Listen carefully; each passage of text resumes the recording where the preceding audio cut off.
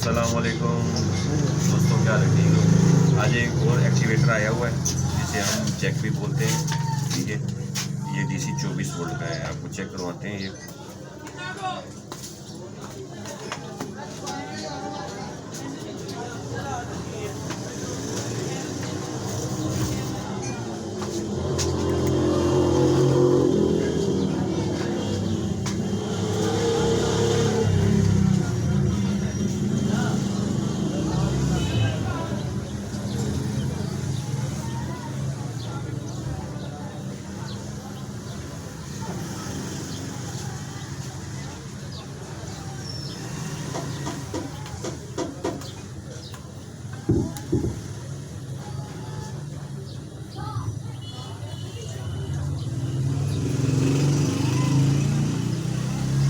ठीक है दोस्तों, अब मैं आपको ये वापस दूसरी साइड पे लगा के इसको बंद करता हूँ।